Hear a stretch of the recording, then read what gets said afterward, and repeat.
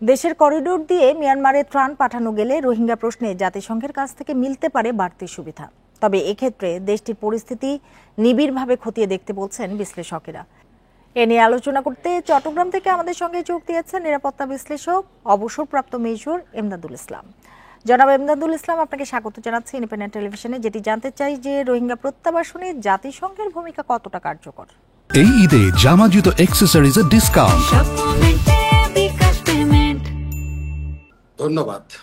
এখন একটু আগে যে আলোচনা শুনলাম বা এই যে জাতিসংঘের মহাসচিব কয়েকদিন আগে আমাদের এখানে সফর করে গেলেন, উনি যে ত্রাণ পাঠানোর জন্য মানবিক করিডোরের কথা মিয়ানমারের ভিতরে বলছেন, সেটা তো একেবারে আমার মনে হয় এটা বাস্তবতার সাথে এখন অসম্পর্কিত, এটা কোনো সম্পর্ক নাই। কারণ উনি যদি মিয়ানমারকে উনি রাজি করাতে পারতেন যে ওনার ইয়ের মাধ্যমে, কূটনৈতিক তৎপরতার মাধ্যমে বা যে দেশগুলো সেখানে মিয়ানমারের উপর প্রভাব বিস্তার করতে পারে তাদের সাথে আলাপ আলোচনার পরে এই ধরনের একটা প্রস্তাব দিতেন, তাহলে সেটা যুক্তিসঙ্গত হতো। এখন বাংলাদেশ যেখানে গত 7 বছরে একজন রোহিঙ্গাকেও ফেরত পাঠাতে পারে নাই কূটনৈতিক তৎপরতার মাধ্যমে, সেই রোহিঙ্গা ফেরত পাঠানোর থেকেও এটা আরো বড় জিনিস যে করিডোর, এটা মিয়ানমার ওনার চিন্তা করা উচিত ছিল যে মিয়ানমার এই ধরনের কোন প্রস্তাবে যেখানে রোহিঙ্গাদের ফেরত নেওয়ার ব্যাপারে তারা তালবাহানা করছে, সেখানে একটা মানবিক করিডোরের প্রস্তাব রাখা এটা যৌক্তিক নয়।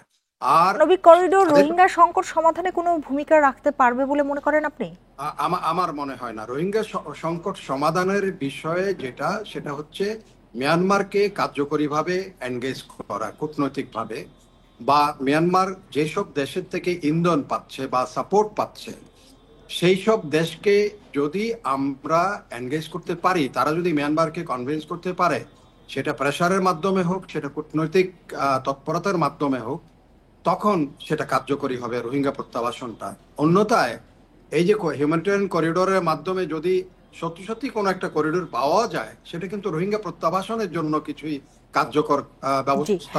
আরেকটি বিষয় যে মানবিক করিডোর ইস্যুতে নিরাপত্তার কোন দিকগুলো বিবেচনা করা উচিত?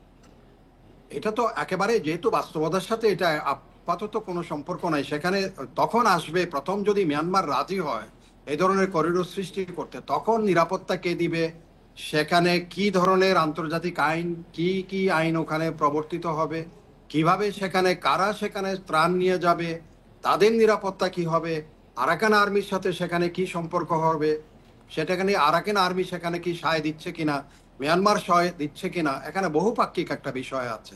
সেখানে আরো জিনিস আছে, আন্তর্জাতিক অনেকগুলো বিষয়, ওখানে ভূ রাজনীতির বিষয়গুলো তখন সামনে আসবে। ভারতের সেখানে একটা Kaladan multi modal multi project আছে, ট্রানজিট প্রজেক্ট আছে, সেটার ব্যাপারে কি হবে। চীনের সেখানে চকপিও ডিপ সি পোর্ট আছে, সেখানে তাঁসুয়ে গ্যাস ফিল্ডের বিষয় জড়িত আছে।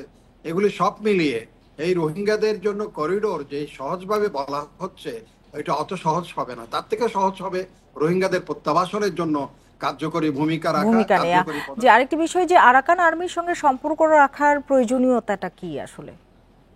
কারণ আরাকান আর্মি সেখানে এখন ডমিনেটিং, তারা পুরা আরাকানে, আমাদের বিশেষ করে আমাদের বর্ডার তো তারা পুরাপুরি তাদের এখন অনেকটা প্রভাবে, এবং সেখানে যেই আমরা করিডোর বলি না কেন, প্রত্যাবাসনের কথাই বলি না কেন রোহিঙ্গাদের, সেখানে আরাকান আর্মি এখন বর্তমান প্রেক্ষাপটে একটা ভূমিকা রাখবে এবং তারা সেটা কার্যকর ভূমিকা তাদের হাতে থাকবে। কারণ সেখানে মিয়ানমার সেনাবাহিনীর যেই অবস্থান সেটা অনেকটা আনটেনেবল বর্তমান অবস্থায়। ইভেন কি এনের তাদের যে ওয়েস্টার্ন কমান্ড হেডকোয়ার্টার, সেটারও তাদের আরাকান আর্মির অনেকটা প্রভাবে চলে গেছে। আমাদের হাতে আসলে একেবারেই সময় নেই। জনাব এমদাদুল ইসলাম, আপনাকে অনেক ধন্যবাদ আমাদের সাথে যোগ দেওয়ার জন্য, আমাদের সময় দেওয়ার জন্য।